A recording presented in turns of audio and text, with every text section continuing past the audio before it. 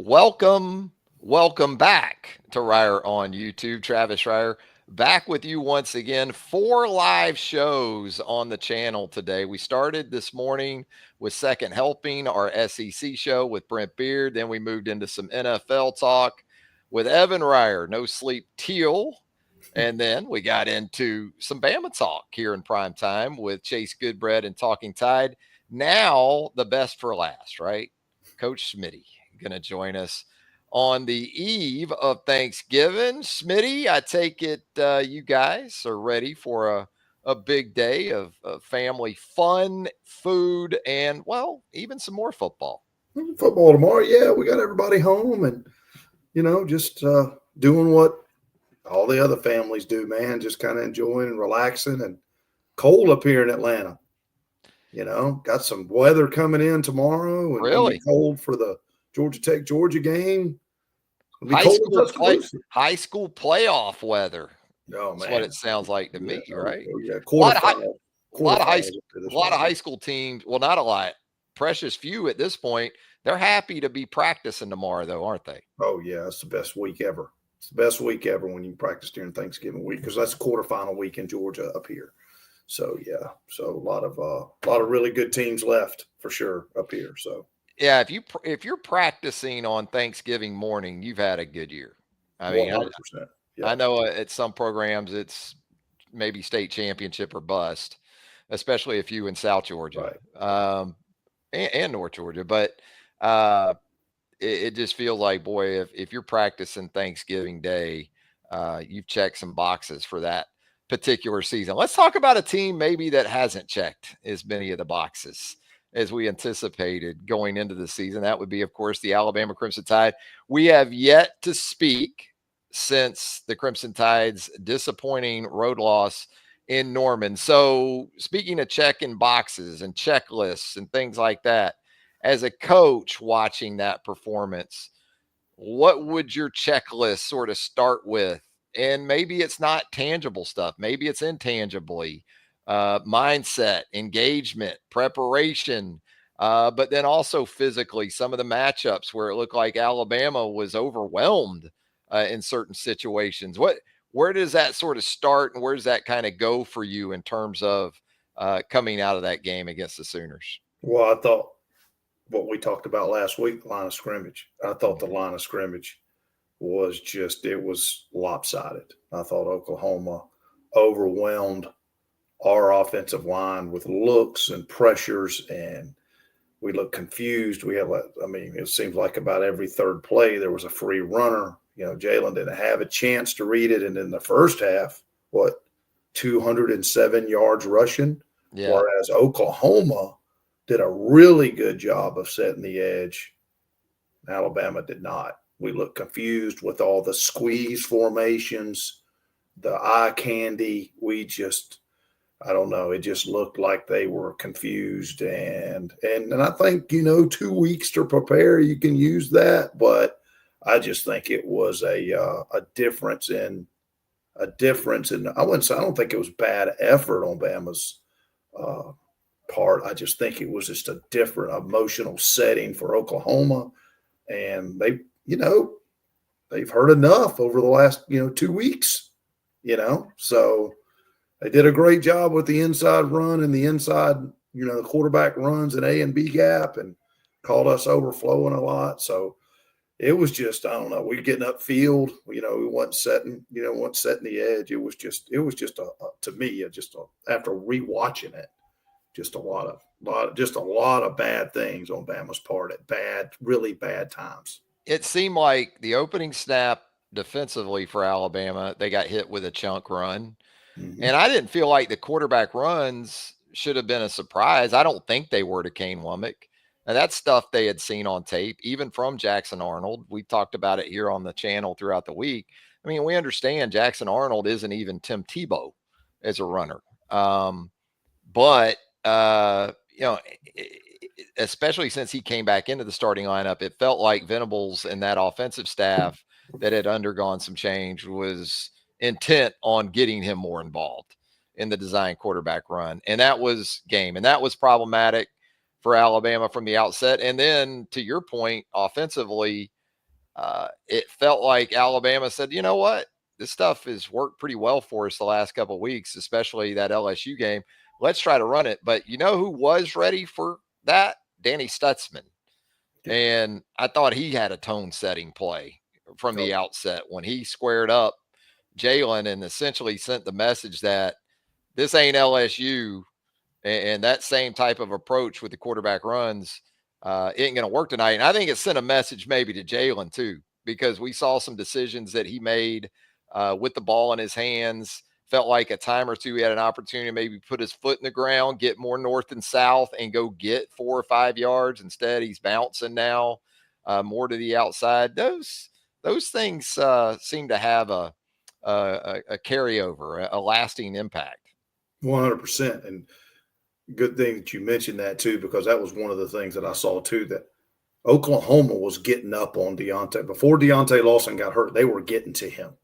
Or the eye candy was taken out of position. They would look at the back, like the pitch man, and there would be nobody. A couple of times, quarterback just kept it, and they get to Jihad Campbell, and it's over. Yeah. Right now, you're in the secondary, especially on the one run where Malachi pushed him out for about 35 yards. There in the second quarter. But you're right; they weren't getting to the mic, and I don't know if they were confused, but I thought that was the difference in the game. Whereas Oklahoma's O-line was getting to the second level. Alabama's was not, and Stutzman was running. He was the dude that night. Yeah, you're right. You talk about defensively struggling to set the edge, and that obviously has to do with, more often than not, the perimeter. It can extend to defensive backs too, though, right? I mean, as a corner, you have that responsibility as a perimeter defender, but more often than not, we're talking about kind of tackle box or tight end to tight end. What are you seeing from Alabama in that regard? Not just last Saturday night, but it seems to have been kind of this not consistent problem, but it crops up, it feels like, at the worst times. Is it misalignment sometimes? Is it a lack of physicality? Obviously, sometimes you just got to give credit to the other side. I get that too. But there have been times throughout this season where it just feels, or has felt, exceedingly easy. And not just the better teams on Alabama's schedule. You see it from, and you're not, every play isn't going to go for a loss or no yards. I get that. But I guess just relative to what we're used to seeing, right? It's been a little bit different. Yeah. And I think too, and I'm not in the rooms with Coach right. Black and those guys, but it looks to me like if they give up a chunk, then they'll send somebody, or they'll stunt, or they'll rip the ends or whatever. Well, that's fine, but now who's your edge guy? It just seems like there's a communication gap. I don't think that the eye control at times with Jihad and Deontay looked just. I think they get confused, or they're trying too hard instead of just doing their job. Because, I mean, let's face it, a lot of that stuff is wing tee principles out of the gun. That's all it is. I mean, a lot of the back action and the counters and and all it takes is a false step. And, you better be really, really good inside the box. And that's what it looks like to me. Like, okay, if he goes, now who's force? And it just looks like there's and sometimes they'll fit perfect. And then sometimes they'll, they just, and then there's nobody there. You got a safety coming down from the middle of the field trying to tackle a guy that's already at the second level, and there's and it seemed like, did it not seem like Oklahoma was in second and threes, third and twos all night long? They averaged 7 yards on first down plays. Yeah. And Alabama's 2 starting safeties combined to make 16 solo tackles. Now, sometimes that can be misleading and not in a negative way, but it felt like it was a negative against that Bray Hubbard and Malachi Moore each had 8 solo tackles in the game last Saturday night. Not 8 tackles, and 4 assists, 8 solo tackles apiece. Yeah, not a good night when you're secondary, your 2 safeties lead the team. Catching that much. That's not, I think Jihad had 9, but I think it was 3 and 6 or something I saw or something. Yeah, he had 3 solos. Right. So it So that wasn't. tells you right there, right? A dude that it's built around to funnel that to them. It wasn't No. getting done. So something was, awry. But you're right. I mean, it's people are going to copycat until you stop it, right? And then there's going to be little tweaks all week, or every game. So And Hugh Freeze loves his is eye sitting candy. down there, licking his chops because that's kind of what he's done in the past, Well, I mean, Hugh's fallen victim to eye candy, as we know. So for sure. Yeah. Anyway, Yeah. it's it's a situation that we'll get into more, but you talked about Deontay, the loss of a guy like that though in game, even if it wasn't going great at the time, even when he was in there, does that just expedite the downhill slide in a lot of cases that you've experienced, maybe where you'll lose that kind of guy in the middle of that defense, and maybe not even the middle of the defense, but just someone that everyone else knows they can turn to and has that sort of calming presence to him too, because everybody else knows they can just play, right? With a guy like that out there, and then you lose that, and it's problematic on a couple different levels. Oh, for sure. And if not, even if it's performance, it's just a mind game. The challenge. Okay, we just lost our guy. Now what? Now, there's Jihad, but you're going to bring Justin Jefferson in, and he looked like he was gimpy at times. He was hurt. I was in the fourth quarter. I was like, get him out of the game. But once you get past him, you're into a true freshman from Germany, Justin Okoronkwo, who I think is going to be a good player. Right. But it speaks to the fall off you start to have, I guess, Jeff, when you go from your top three to Jeremiah Alexander, Okoronkwo, those kind of guys. Yeah. Well, it's like you said, it's just a mind. It's a mind. It's a mind game, and you're gonna. There was an adjustment period, and they gave up 207 in the first half, and then they give up 67 in the second half for 27. I mean, total two. So they played better in the second half. It was just Oklahoma. The tone had been set in that first half. And you talked about eye discipline, the double pass, man. I mean, and look, sometimes you get got. I get it. Yeah. But if they hit that, it's a 14-3 game at the half. At half. And it feels a lot different, right, than 10-3. Right, for sure. And the same turning it around, Ryan Williams is that far out of bounds. Yep. 7-0. Loses another touchdown to a bad call in the second half. Yeah. So, but to me, though, the tone was set. I just didn't feel like Alabama really had an answer early how to stop the run. And the coordinator for Oklahoma did a really good job of keeping them off balance with all the motions and the shifts, and they were squeezed, and then they spread out, and then they did a really good job. Vanderbilt, it was Tim Beck of Vanderbilt's what it felt like. Yeah. I mean, it was a lot of Andy, it felt like. It did. But yeah, I think when a guy like that goes out, there's going to be a oh crap moment. Mm-hmm. And then at some point, it seemed like they did settle down a little bit and got off the field some in the second half. And we just were so stagnant offensively, just couldn't get anything going. So.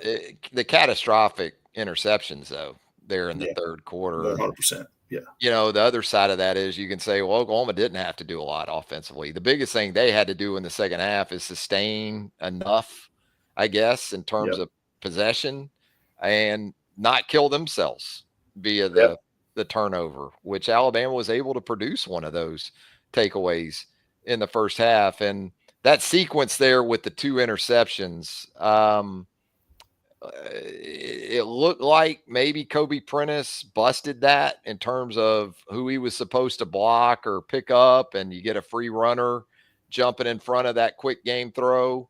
Then you had the pick six. There's been a lot made of Jalen Milroe's effort on the tackle there on the pick six, where he kind of goes into a slide tackle mode over on the sideline that didn't work out all that well. As a coach, how does that, do you worry about that, impacting your team, especially when it's not just your starting quarterback, but this is a captain we're talking about here? Yes. it kind of makes you wonder what was kind of going through his mind. 6'2", 220 or whatever he is, and can run like he runs. You get him out of bounds. Yeah, Right. it was bad optics. I don't know what he was thinking. I don't know if it was just, but he's obviously frustrated in the moment. Very, I mean, very frightened. I think they panned the camera on him a couple of times. He was, ripping somebody on the sideline. But yeah, it was. I don't know. That was bad optics for sure. The way he went after him, but the one that I couldn't really understand was the one that was picked for the pick sixes. You're throwing to a 260-pound Robbie Oots, basically on the tick marks on the sideline. Yeah. What are we? What we thinking? I don't know. That's the one that really. Okay, Prentice Missabot. Okay, that happens. Right. Okay. But man, that one, the second one was I think. Yeah, if they're gonna pick you, it ought to be to 2, right? You're going to 2 or 5. Right. If you're gonna make that type of throw, because it wasn't like it was a 5-yard hitch either. I mean, he was trying to. It's kind of a deep comeback that he was trying to hit there. It wasn't an easy throw, and if you get that hanging defender out there, that dropping defender, that's the danger, I guess, of that type of throw. And look, we talked a lot about Jalen, but I know when you perform like that, it isn't just one guy, right? So offensively, and then once Alabama couldn't run the football and became one-dimensional, which you would have thought that would have been a bigger problem for Oklahoma. They would have had to throw it because they couldn't run it, because they really hadn't run it well going into the game. They did last Saturday night. You kind of got guys out on an island that still, in terms of pass protection, aren't always what you'd like them to be down in, down out. Yeah, for sure. And I thought, I thought maybe they'd reduce the splits a little bit, to give them some help, bring a tight end in the game, maybe chip on that guy. Cause I mean, the 2 tackles were barely getting out of their stance when it was 3rd and 11. And I mean, it was bad. It was not, not good. And in a position you don't want to be in. I get it, but man, it just seems like there was some hay to be made if they were patient enough with Haynes and Jam. I thought the backs with the inside run. Yeah. But, like I said, not there all week. It was just, you got 60 minutes to show what you've done, put in a week, and you got to go out and execute, and we'll all sit here and nitpick things. But man, it just never got any rhythm. Sometimes you just don't get off the bus right the way you need to, even, right. And that's absolutely what Saturday night felt like. And, let me ask you this, in terms of guys that you watch, and maybe not because they're excessively productive, but just how they go about their business. Who are some of those guys for you on this Alabama team right now that you feel like, okay, week in and week out, I don't know if this guy's going to have 15 tackles. I don't know if this guy's going to run for 150 yards or catch 6 balls for 190, but I feel confident that I'm going to get, the effort and sort of the preparation. I can count on guys you feel like on this team right now, because of the inconsistency, that you can count on week in and week out. Who are some of those guys for you? I like offensively Jam. I think Jam is the most consistent guy all the way across the board, whether it's in pass protection, whether it seems like he always slides to the right, the correct slide, when they slide left, slide right, he always seems to.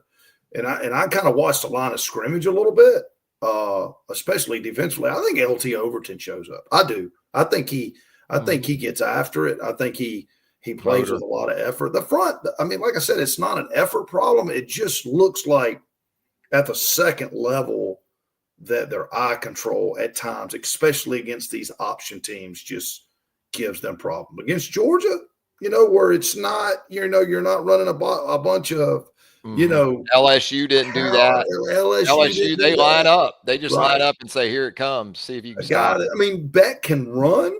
Right. Nussmeier can run, but not like, the guy. Not designed. Yeah. So but going back to your original question, I think Jam is the guy on offense. I really do. And of course, the young one, he shows up. I mean, he just Ryan Williams, he does what he does. I mean, he just makes plays. I mean, he lacks some in blocking, but that will come. And then LT Overton is the guy that I think that and I mean, corner Dominic, he's solid. He's made some plays and done some good things. So yeah. I feel the same way about Jam. You just get the sense he's wired the way you want a guy. Yeah. Every week, you know what you're going to get. But you also you talk about the situation defensively and the eye discipline. And we've mentioned this on some previous shows. This is not the same system defensively that Nick Saban and his guys employed. And we had heard with Kane Womack, there would be more eyes to the quarterback, more, I guess, zone concepts too. Is that kind of the other side of that? I mean, there's obviously benefits. I think in terms of takeaways, it probably helps you. But I guess maybe in some ways it can set you up, right? If your eyes are here and the ball's going over here. Well, especially in the world of the RPO game, right? I mean, that's taken off in the last 10 or 12 years, but yeah, I don't know. As I'm watching games, I always watch the line of scrimmage. What would the defense see? And outside of the RPOs, now you got a yard. Now the ball's got to be out, right? If you're watching it's kind of, if you watch what you're supposed to watch, it's pretty self-explanatory as the play develops. You know what I mean? Yeah. But when you start moving all those people, and that's why they do it. It's easier said than done. For sure. To keep your eyes where they're supposed to be when they're giving you Times Square, basically, is going on in the backfield. And it's sensory overload. It's almost inescapable, I think, on some level. So let's talk about Auburn this week. What's your expectation? I'm sure you've been around teams, coach teams, hear how great they are one week, next week hear how bad they are, and how that can impact teams differently. Is it a bit of a mystery if you're a coach this week? Hey, I mean, we would think our guys would respond. This is the Iron Bowl. They are hearing how awful they are. It's a circle the wagons kind of situation. But I guess in some instances you can be traumatized as a team to the extent where it ends up costing you another game. Ironically enough, that's what we've seen Alabama do to opponents over the last 15 or 20 years, right? Inflict the kind of defeat upon a team that they feel it even the next week. What's your level of concern for Alabama in that regard going into the Iron Bowl? Well, before Monday, I was a little more concerned, but Riddick is really giving them some fuel, Yeah, I mean, young linebacker and not a vet talking it, right. Not a vet, a kid. Yeah. So, I think they'll, you're going to come out emotional in the mode, but that's going to wear off, right? In 5 minutes, that's going to wear off. But I would hope they would come out with something to prove. I think they're a better football team than Auburn, but sometimes that doesn't, just like we talked about stats last week. I mean, when you threw out those stats of Oklahoma last week, it didn't even sound like they needed to play the game, right? Yeah. But you got to still play the game. All of them. Yeah, exactly. So worst offense in the SEC. Yeah. And ran for 2+ in the first half. Yeah, for sure. So, and the Peyton Thorne's playing better. He's got the big wide receiver down there. It's going to be, they're going to take their shots, and you're going to have to get on them early and get the crowd involved because it gets quiet, Bryant-Denny. It can. Yeah. And Jarquez Hunter, Jeff, I mean, at the running back position, he can house it from anywhere. He has run for nearly 230 yards in the last 2 meetings with Alabama. He's averaging nearly 10 yards per carry. So, I don't think he's going to be all that taken aback by going into Bryant-Denny on Saturday. No, I agree with you. I don't think that, I think they're coming in very confident. And that's interesting you say that because as well as anyone, there's sort of that that talk where it sounds like a team's trying to talk themselves into believing. And then there's that talk where, no, these guys actually, they believe it.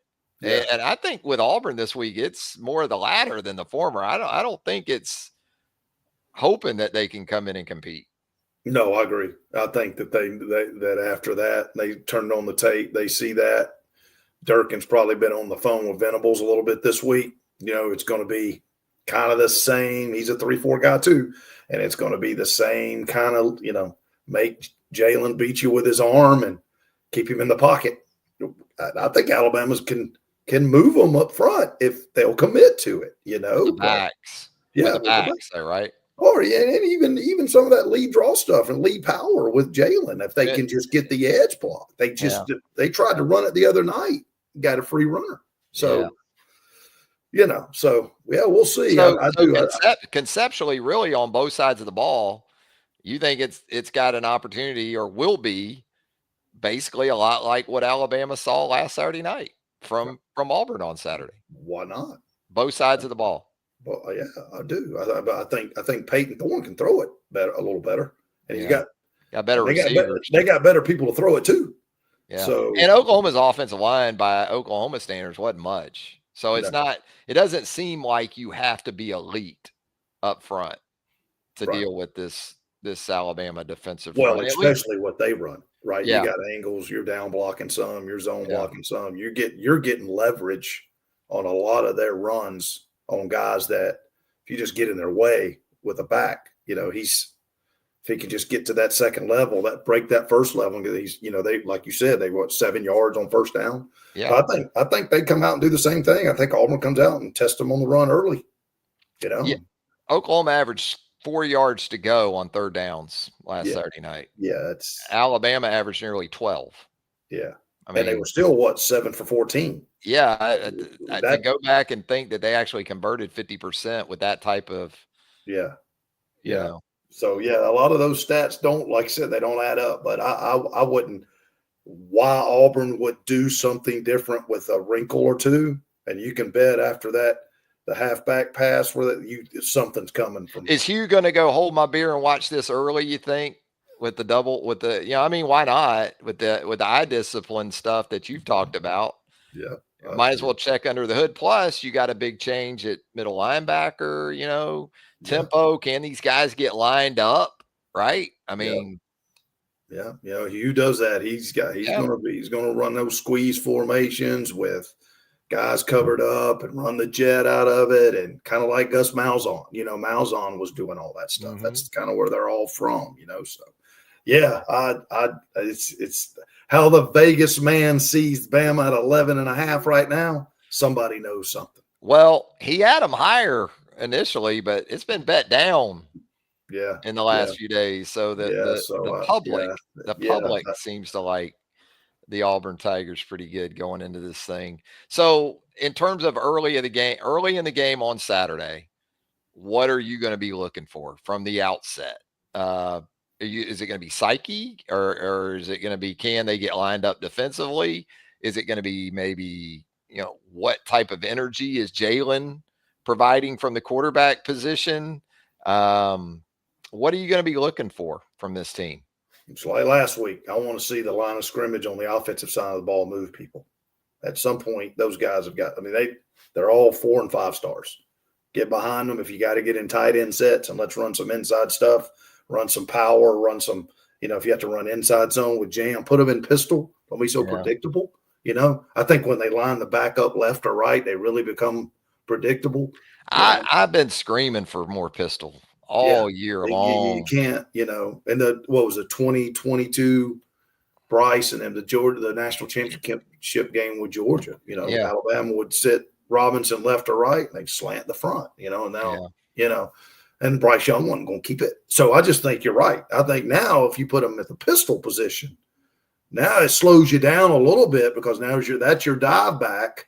And then hit some play action. You hit the play action. Right. So, and then defensively, exactly that. Can you get lined up? Because if they're going to go fast, and if you give up 7 on first down, There isn't going to be no substitution change. They're running up the line of scrimmage, and a lot of times you'll get the same play out of a different formation.